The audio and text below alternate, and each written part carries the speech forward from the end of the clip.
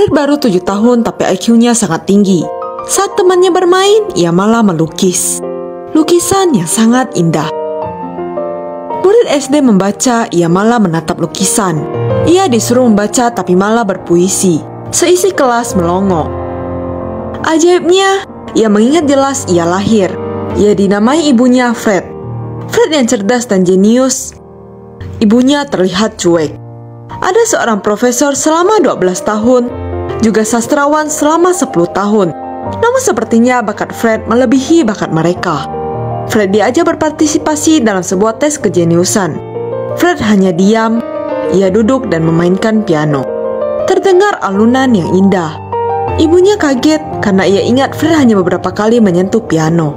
Fred dianggap harta berharga dan hendak dilatih. Tapi ibunya tak rela anaknya bersama orang asing. Ibunya tak setuju. Sepulangnya ia berpikir lagi dan merasa Fred akan bertemu teman sebayanya. Ia juga tak dapat mengasah bakat Fred. Ibunya menelpon profesor dan memintanya menjemput Fred. Ibunya berusaha tersenyum dan menahan tangis. Mobil Fred pun mulai menjauh. Di dalam mobil ada 4 anak lainnya. Salah satunya si Ali berhitung. Ia akan dibawa Olimpiade. Fred duduk sebagai penonton. Di babak awal ia menguasai. Lawannya tak diberi celah sedikit pun. Ia pun meminta tantangan. Soal panjang pun diberikan. Ia terdiam. Fred mulai berpikir. Lalu ia tersenyum. Otak Fred mulai menyusun angka dan muncullah angka 24. Fred menjawab dan benar. Temannya hanya terdiam karena ia belum menjawab. Yang menjawab bukanlah dirinya. Seketika Fred menjadi pusat perhatian. Fred diundang naik ke panggung. Ia pun diberi pertanyaan, dan semua pertanyaan dijawab dengan tepat dan benar. Semua bertepuk tangan kecuali temannya. Olimpiade selesai, anak-anak diajak jalan. Mereka tiba di sebuah villa. Ali berhitung berkata ia sudah naik kuda sejak kecil, dan teknik berkudanya sangat keren. Sedangkan ini kali pertama bagi Fred. Keduanya menunggangi kuda keluar halaman. Fred juga diajari menunggang. Tapi temannya malah memukul kuda sehingga kuda berlari cepat. Temannya tak mau kalah dan meninggalkan Fred di belakang. Tapi ia malah tersangkut. Ia jatuh dan terluka. Ia hilang ingatan dan juga segala kecerdasannya. Ambulan datang dan membawanya. Semua bergegas pulang. Fred diantar pulang ke rumahnya. Ibunya memberikan hadiah yang telah disiapkan. Sebuah lukisan piano. Mereka hidup miskin. Dan ini usaha terbesar ibunya. Tapi Fred berkata bahwa gambarnya ada yang salah. Ibunya tahu anaknya berubah.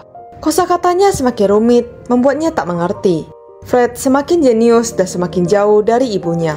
Beberapa hari kemudian profesor datang dan hendak merawat Fred. Tapi ibunya menolak dan profesor berkata ia mampu membawa Fred memasuki sekolah ternama. Dengan berat hati ibunya melepasnya. Fred pun memasuki kelas perkuliahan. Para mahasiswa terkejut. Semua terlihat meremehkannya. Bisa apa seorang anak kecil sepertinya? Dosen mulai mengajar dan Fred sangat memahaminya. Mahasiswa lain mulai menyalin. Namun Fred tidak memiliki teman. Malah ada yang menyindirnya. Ia pun semakin sendirian. Seorang mahasiswa melempar global dan jatuh mengenai Fred. Sehingga ia jatuh pingsan.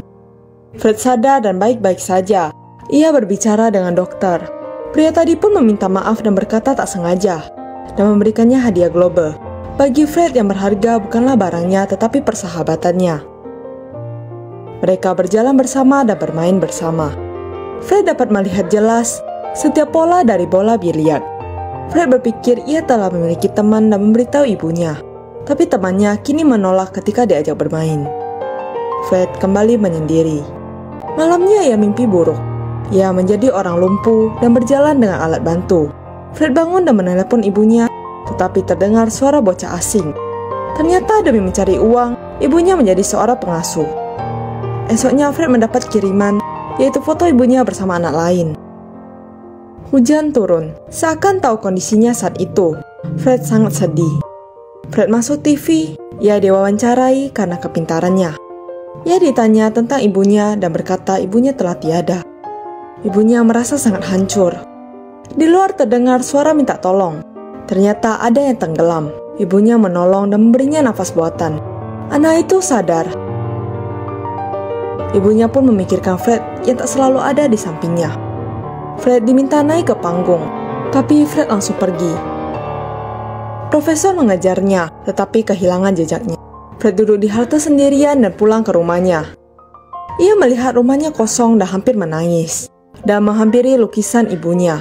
Tak lama ibunya datang dan memeluknya. Keduanya berpelukan erat. Ternyata yang dibutuhkan Fred bukanlah hanya pengetahuan, juga bukan jiwa seni dan bakatnya, tetapi cinta dan kasih sayang. Profesor datang ke rumah itu, ia melihat keduanya lalu bergegas pergi. Ia tak ingin lagi mengambil Fred.